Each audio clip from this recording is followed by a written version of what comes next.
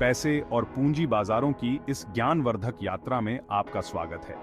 आज हम उनकी परिभाषाओं, प्रमुख उदाहरणों और वैश्विक बनाम भारतीय दृष्टिकोण को समझेंगे। चाहे आप यूएस की तैयारी कर रहे हों या फाइनेंस में रुचि रखते हों, यह शुरुआत करने के लिए एकदम सही जगह है। हम समानताओं, अंतरों और ऐसे उदाहरण प्रदान करेंगे जिससे ये वित्तीय अवधारणाएं समझ में आसान हो जाए। मनी मार्केट इंस्ट्रूमेंट्स को समझने से लेकर कैपिटल मार्केट्स की जटिलताओं की खोज तक, यह वीडियो आपको एक स्पष्ट तस्वीर देगा कि ये सिस्टम अर्थव्यवस्थाओं को कैसे बढ़ावा देते हैं। लाइक, शेयर और सब्सक्राइब करना न भूलें और भी वैल्यूएबल कंटेंट के लिए। आइए शुरू करते हैं।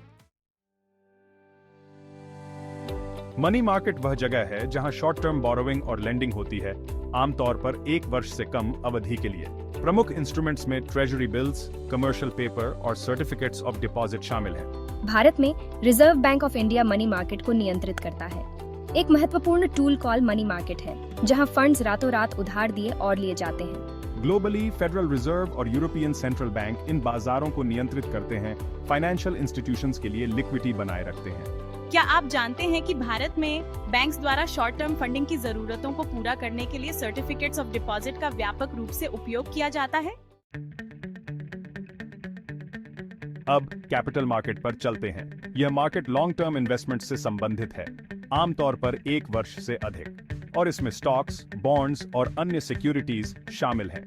कैपिटल मार्केट आर्थिक विकास के लिए महत्वपूर्ण है, जो कंपनीज को पूंजी जुटाने और इन्वेस्टर्स को रिटर्न्स अर्जित करने के लिए एक प्लेटफॉर्म प्रदान करता है।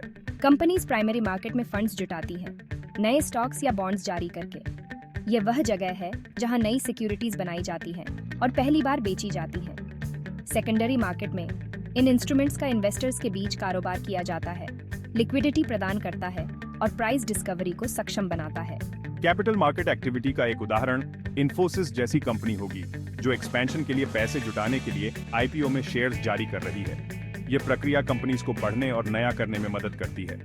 ग्लोबली एनवाईएसई, एलएसई और टीएसई जैसे प्रमुख स्टॉक एक्सचेंजेस कैपिटल मार्केट्स में महत्वपूर्ण भूमिका निभाते हैं, अंतरराष्ट्रीय व्यापार और निवेश को सुगम बनाते हैं। मजेदार तथ्य भारत के कैपिटल मार्केट्स बीएसई और एनएसई कुछ सबसे बड़े और दुनिया के सबसे गतिशील एक्सचेंजेस में से हैं। वे भारतीय अर्थव्यवस्था के विकास में महत्वपूर्ण भूमिका निभाते हैं, घरेलू और विदेशी दोनों तरह के इन्वेस्टर्स को आकर्षित करते हैं। वैश्विक बाजारों के साथ भारतीय कैपिटल मार्केट्स के एकीकरण ने इन्वेस्टर्स और कंपनीज के लिए समान रूप से नए अवसर खोले हैं और अधिक इंटरकनेक्टेड फाइनेंशियल इकोसिस्टम को बढ़ावा दिया है।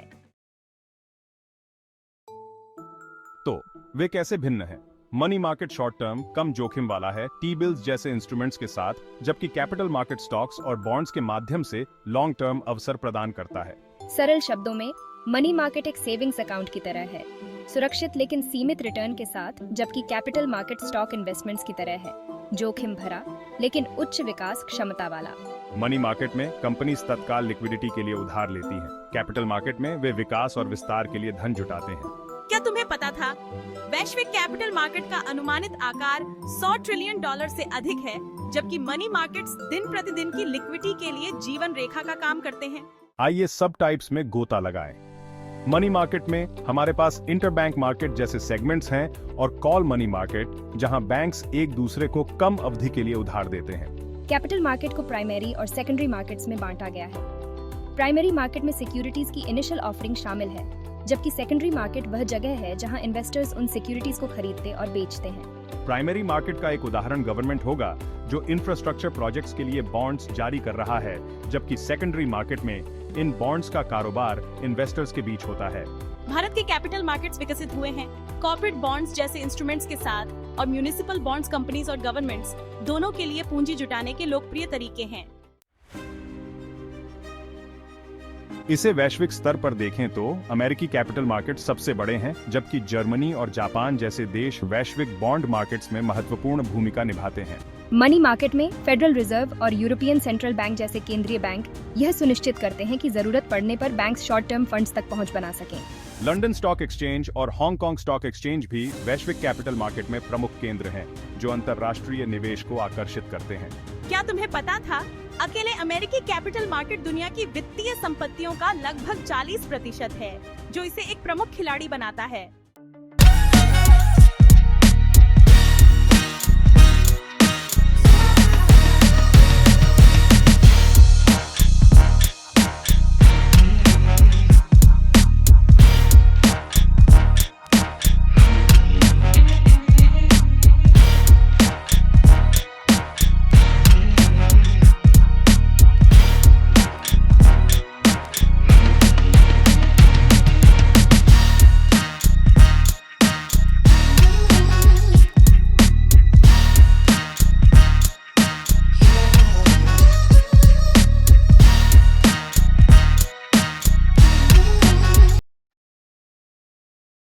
संक्षेप में, money market short term liquidity सुनिश्चित करता है, जबकि कैपिटल मार्केट लॉन्ग टर्म विकास को बढ़ावा देने में मदद करता है।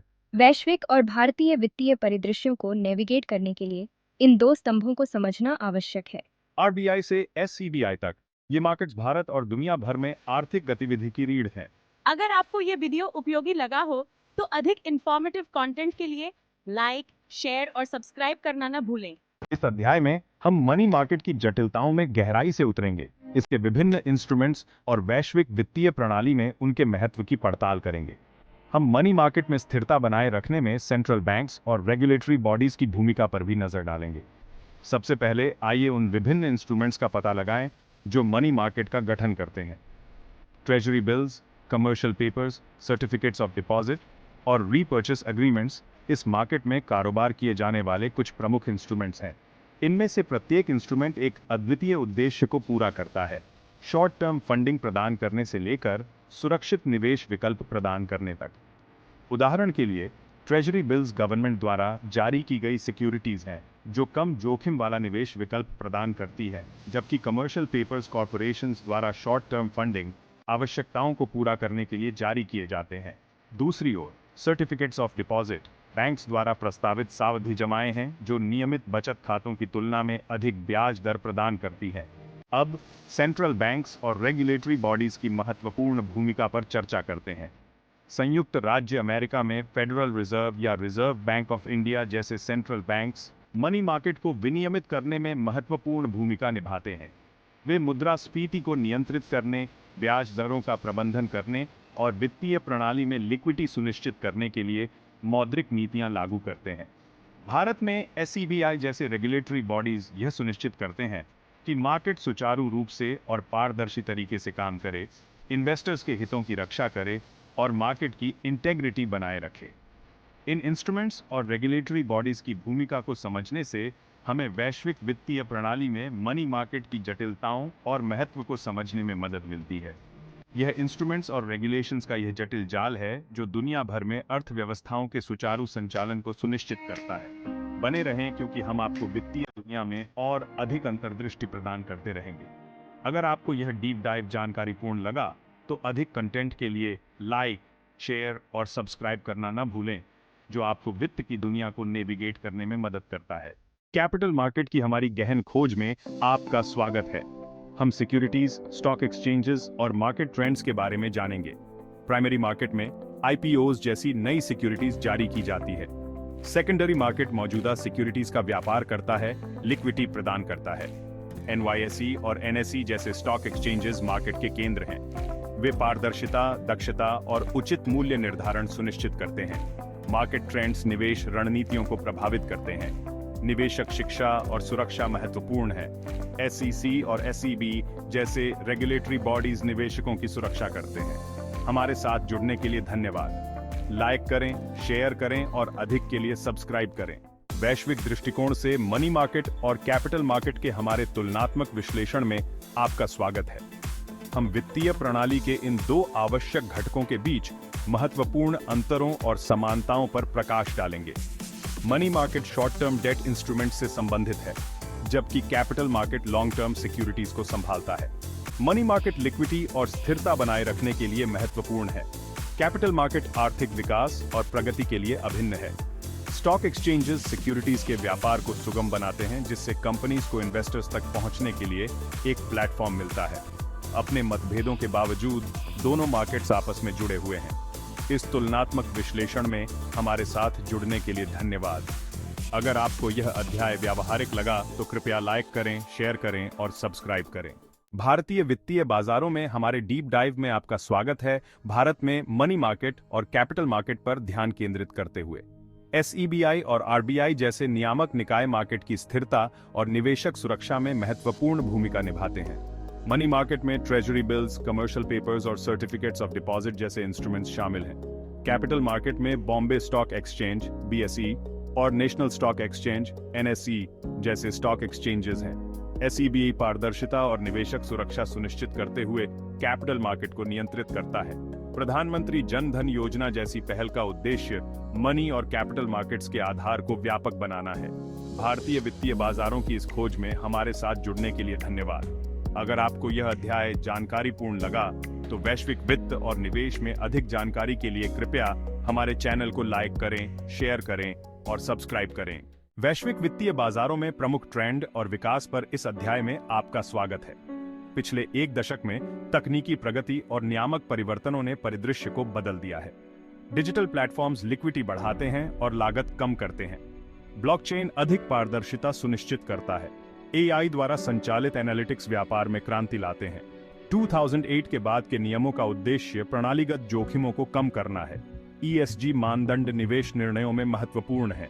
सीमा पार निवेश आर्थिक एकीकरण को बढ़ावा देते हैं। प्रौद्योगिकी के लिए निरंतर अनुकूलन आवश्यक है।